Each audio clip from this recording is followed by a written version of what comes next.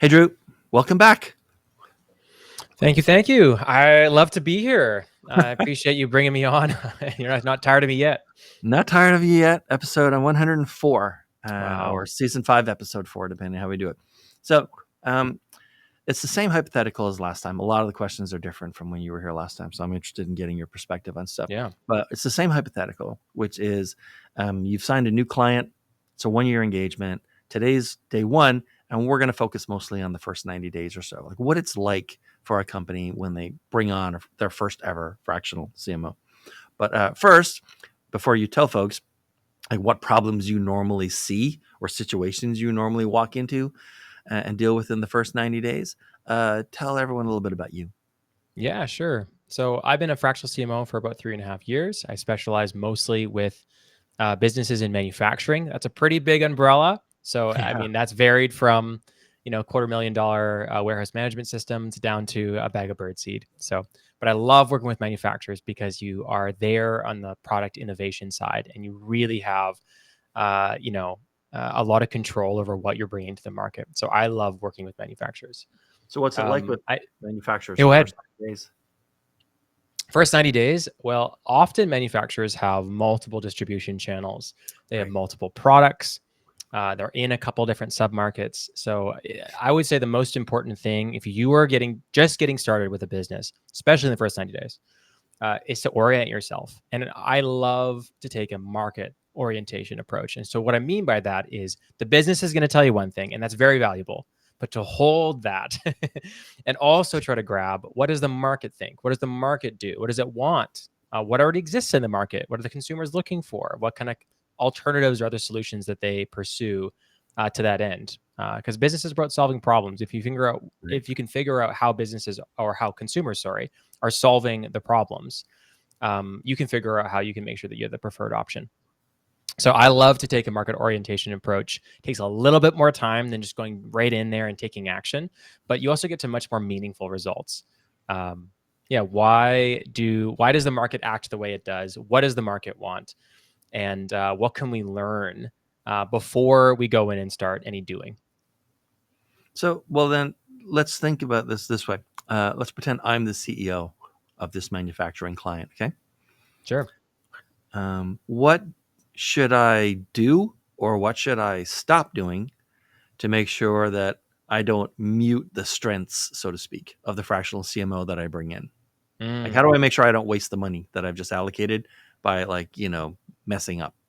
Yeah, that's a great question. I mean, on the first level, I think that the blessing and a curse of coming in fresh when you're a fresh fractional to a business is you don't know much, so you're going to ask some dumb questions. And so, as the CEO, allow those dumb questions. I think when you, especially for the CEO who's probably been in the business for a very long time, you start to get a little biased to and assume certain levels of knowledge maybe in the market, and you start to think that maybe it always has to be a certain way or whatever. So I think it's really important to let that fractional ask the dumb questions.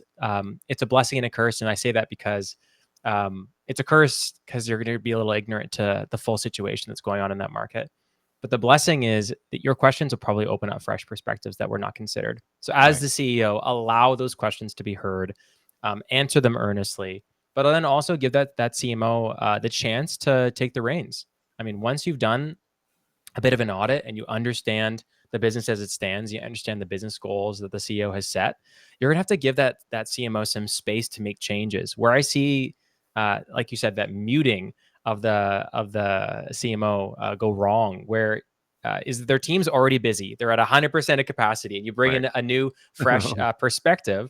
There's no room to move. The team is busy; they're up to their Yeah. gills in projects. What is this new CMO going to do for your business? So you have to give them a bit of slack. You have to give them a bit of space to wiggle and to reallocate and reprioritize the team's tasks. Well, let's talk about the team for a second. I'm one of the marketers on that team. Okay. And it's a year from now. So the fractional CMO that we brought in has like done their thing and is cycling out. And I'm looking around. I'm still here. Like, there's inevitably there are personnel changes. Even if the fractional CMO actually doesn't like remove people, people like find Right. new jobs and stuff. It happens. They move away, right? But I'm looking around, I'm looking at my team and my coworkers and stuff, and I'm thinking, wow, like we are very different than we were a year ago. How are they different? Hmm. Well, because as a fractional CMO, it's a I'm gonna pause. Retake that. It's okay. um, as a fractional, you are it's temporary by design. You're coming Hmm. in as a fractional, and so a lot of I think if you're a good CMO, there's that audit like we talked about, that fresh perspective. But then it's system building. You got to work yourself out of the job. So Yeah. one of the ways the team is better is we're more focused on our objectives. We have more systems in place, so we're more consistent with what we're doing. We got a lot more whys and maybe data to back up our the doing that we've chosen to go out and stay busy with. And hopefully as a team we're much more cohesive. Right. I think that's the streamlining a leader does when you have someone who's not caught up in the doing day to day to come in and create great strength from a vision perspective, clear communication, better systems.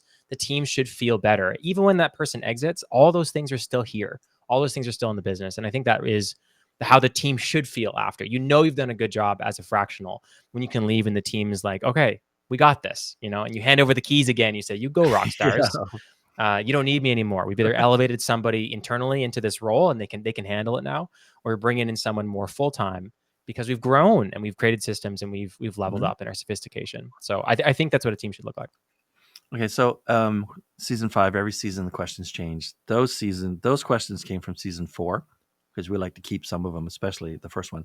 But I've got a couple of fill in the blank questions, Mm, and they sound simple, and yet every time I ask them so far, and this is episode 4 of the season, apparently there's a lot that could be filled in that blank. So sure. here are the 2 fill in the blank questions. First one: many clients don't understand. Mm, strategy. I think strategy is a word that Marketing strategy, especially. yes, sure. Yeah, yeah. Yeah. Marketing strategy specifically, but the word strategy gets thrown about willy-nilly often. And I think if I was to put it as simply as possible, because this gets asked of me in client calls a lot, uh, strategy is when you become choiceful. You have to Hmm. choose the direction. Strategy is sacrifice. And if we have a lot of good strategy is not looking at all the amazing opportunities and doing all of them. Strategy is saying we're going to do this set of things. We're not going to do these set of things. And we're going to do it in a very particular way towards a certain aim. And even though these other options are good, we're not going to do them because a certain strategy has been set. Um, and I think that is great strategy. And so often, I think um, when marketers are looking at a business for the first time, they want to just optimize what's already working, or they want to make Right. things a little bit better, or tighten up this thing, or better budgeting, or better whatever, better creative. Um, but often, strategy is taking a step away from the game board and saying, "What game are we going to play?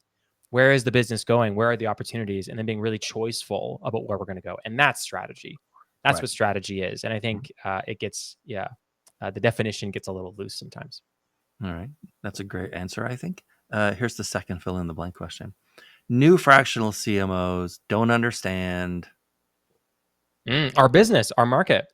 I think a lot of where I think you can go wrong with a fractional is if they are going to come in with almost like a boilerplate. There's a manufacturing Mhm. word, Yeah. copy and paste result for your business. So like, oh, I've done this for these people. I'll just do it here, right? And they copy and paste all the systems and whatever. All that's the busy work of marketing.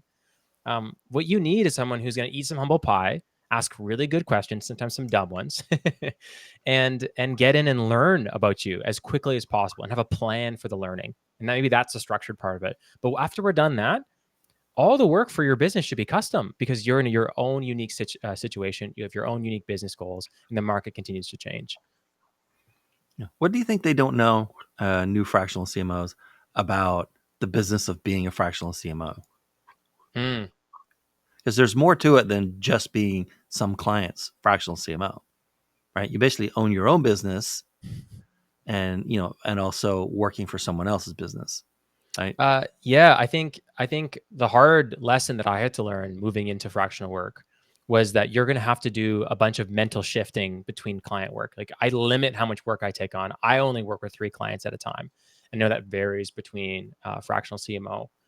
Um, but you're going to have to be shifting a lot. If you, as a business owner, as an individual running your own business and having, a client load, you're going to have to be shifting from where you're thinking about and what, Right. managing your time effectively so that each business feels like they're getting the maximized value of you being there and working with them, while still trying to grow your own individual business. And I think that's hard to do. It's not an easy thing to do, to juggle deep client work, not wide, but deep client work, with also growing your own business and outreach and getting better at what you do.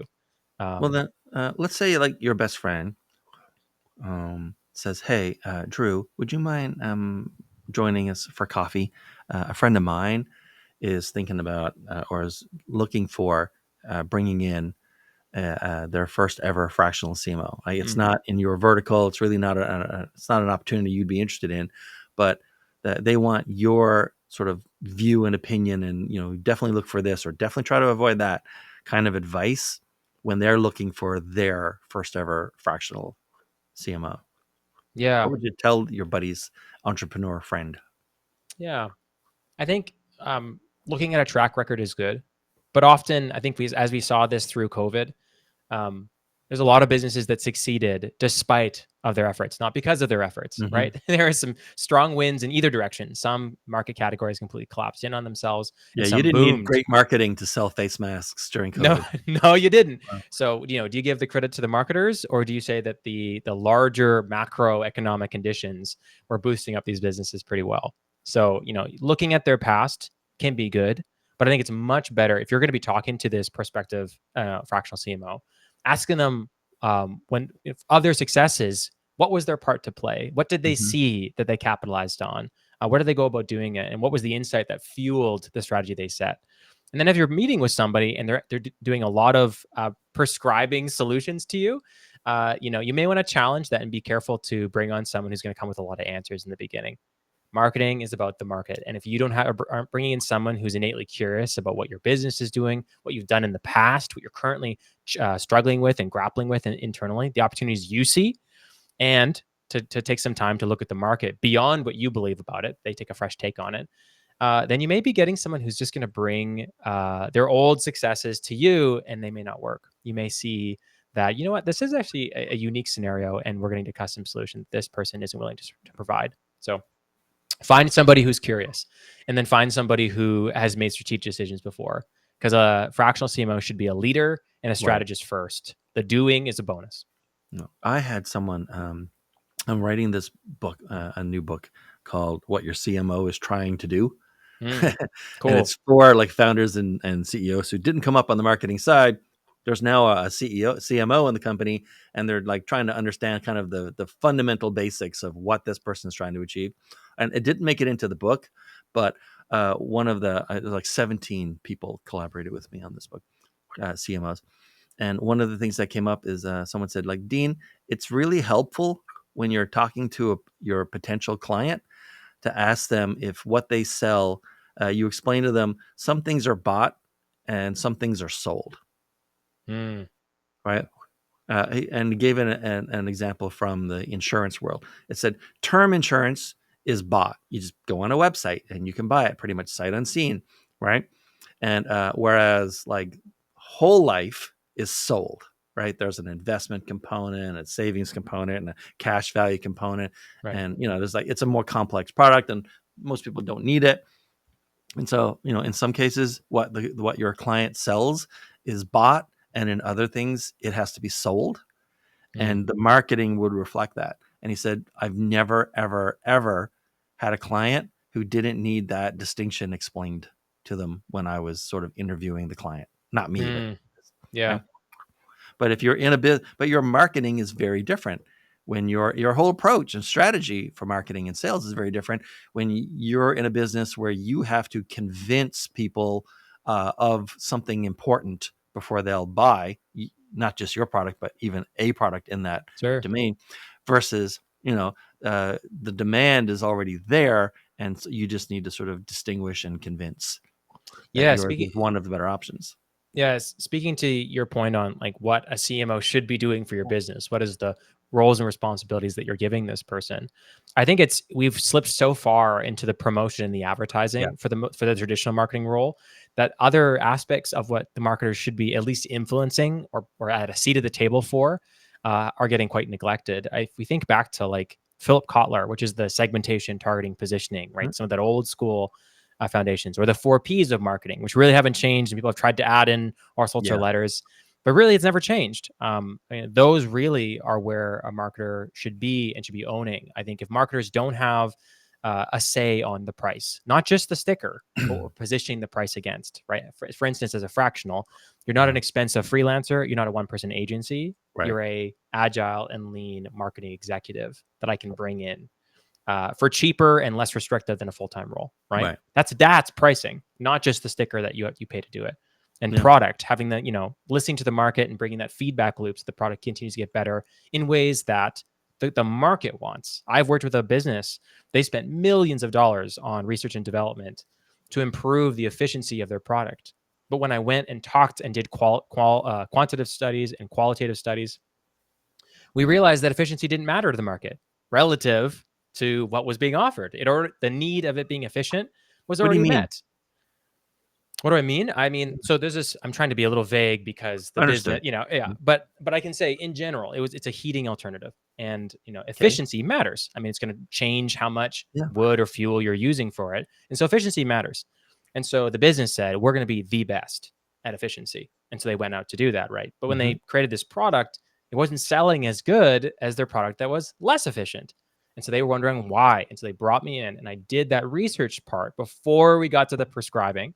And what we realized is it wasn't some, landing page problem or an advertising problem or whatever, is that wasn't the need the market was looking at. Right. And that problem was met. The efficiency that they were looking for from a product was already met by the bulk of options on the market. What they were looking for, more important than efficiency, because that's table stakes now, was reliability, Right. was support, was the fact that they were going to be around and available to you when stuff breaks down, that it's easy to understand and install the first time. And these new values were always secondary to the first one. But once that first value was met, now these were more important. And so, taking the time to allow your marketers to be in product, right? To be involved in product, even if the product's already designed, have them involved in the innovation from this point. And how do we make this more grounded in what the market's truly looking for, not just this race to the top? Because most businesses look at their competitors, and their competitors are slightly more efficient. Like in this example, we got a race to be better at it. But it turns out the market wasn't looking for that. And so a marketing approach to product can be really valuable to a business, where often they're just relegated to advertising. No, I get that. In every single project I do, there's a section where I have to address the safety question, right? Because my specialty is those first few moments of someone's attention and making sure that they'll keep reading, right? And the safety question, there are two safety questions. There's one for B2B and there's one for B2C. And so depending on who you're talking to, and if you're talking to B2B, the safety question you need to overcome, right, is how do I know it's safe for me to vouch for you to my boss? Because you're rarely talking to the decision maker. In fact, in most B2B, there is no the decision maker, right? Everybody needs buy-in on the customer side, procurement or legal or steering committee or regional VP or whatever, right? And so and it's not that you get the sale if you satisfy the question, how do I know it's safe for me to vouch for you to my boss? But you don't even get the meeting unless you clear that. It's table stakes, right?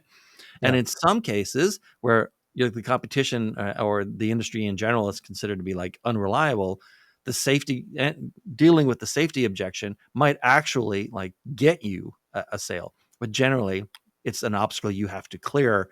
It doesn't in itself. And then for B2C, it's how do I know I won't regret this purchase? Right.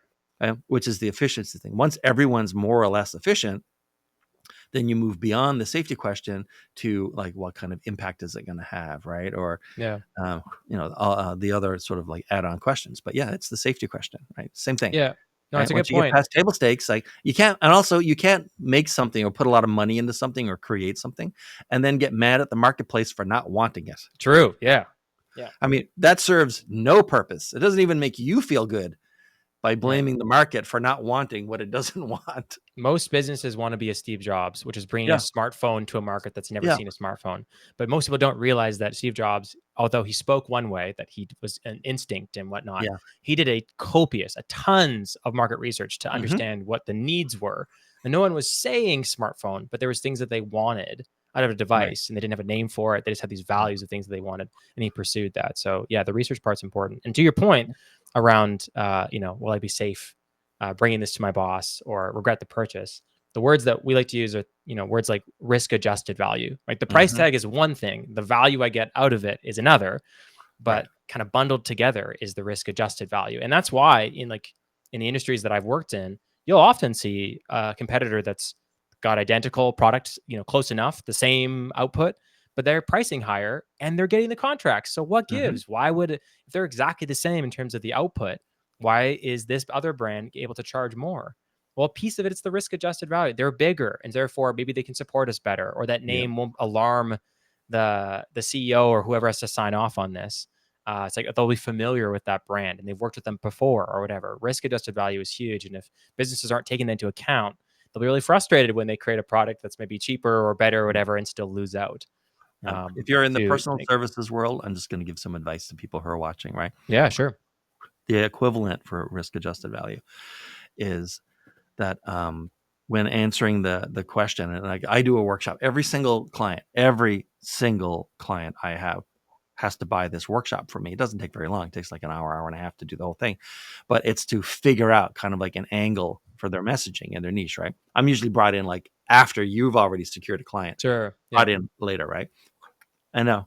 One of the things that in the safety question section, which is what they have to answer, it explains like safety for personal services and a lot of businesses, but definitely for professional services. Safety is all about the past because they'll keep trying to answer like, oh, Dean, like when you become our client, we're going to do this and we're going to do that and we're this and we're that. And I say, that's all great. It all belongs in different sections of the workshop. Safety is about the past. People want to know what you've done. You've done, you've had clients in 17 states. You've been in business for 22 years, right? Mm. Yeah, you've done all of this kind of like it's all past stuff because they don't have like a physical product even to look Yeah. at or hold. They Yeah. only have you.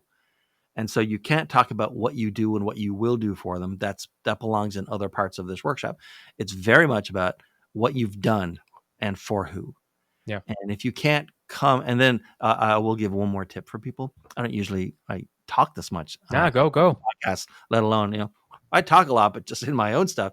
But I will say, like this idea, like every time I see this concept of we have like 92 years of combined experience. I say you never ever you think you're answering the safety question, all you're doing is introducing doubt. Mm. Never say that you have like combined experience. Right. Yeah. Right? That A doesn't kindergarten A, class of it doesn't 30 has mean 30 yeah, years of yeah, experience. right? Yeah. Yeah. I bet there's a big difference between five kindergartners who together have 30 years of experience coloring and Yeah. one person who spent the last 30 years coloring stuff. Yeah. I don't know why they would do that, but it's like it's like don't introduce doubt into your safety question. Don't introduce doubt into your risk adjusted value. Right? It should be so plain that it preempts doubt. That's kind of its job in Mm. that part of all marketing, right? Is to preempt the doubt that someone has. And so, if you've got like, a really good sort of guarantee statement, don't put an asterisk on it. It Right. just makes it worse. You're just undoing the work that your marketer or your CMO is like, and the researchers have figured out. Just like say something you can stand behind. Don't say something that's even better, but then you have to qualify it and introduce Yes. fear. Yeah. Right? You never want to introduce fear in a purchase. Right? You might exploit fear, but you never want to introduce more. Anyway, I didn't mean to get off on my soapbox Yeah. there. Yeah. Yeah. I hear you. Weird. Okay, Drew. These days, like, who should be reaching out to you, and how Mm. should they be doing it? Yeah. I work, like I said, with manufacturers that can come in any shape and size. Sure. That means that I'm comfortable with, the complexities of distribution channels. I'm involved in all four of the P's in the pricing and the product and the promotion, Right. and the people. And I work with businesses kind of around 2 million to 60 million a year. Businesses who are looking for a strategy based on a why, a strategy with cited market insights, that want to see their team create marketing that's truly effective based on the science, based on the Right. market, and based on what they've done in the past. And so if a business is looking for that clarity and for that leadership, that's what I do. And then I start there, and then we work myself out of the job so that you don't need me anymore. Amen. Yeah. Yeah. All right, and reaching you is how? Oh yeah, sorry. I'm active on LinkedIn. You can reach me there if you Google Drew Friesen marketing. You will find me. I'm one of the few. I think we're still under 20 or so fractional CMOs in Canada. So Right. you'll find me. But I have a website and a LinkedIn. You'll find me if you search Drew Friesen marketing. All right. Sounds good. Thanks again for being here, man. I really appreciate it. It's always good to have you back on the podcast. Yeah, it's a real pleasure. Thank you, Dean. All right. Later, brother.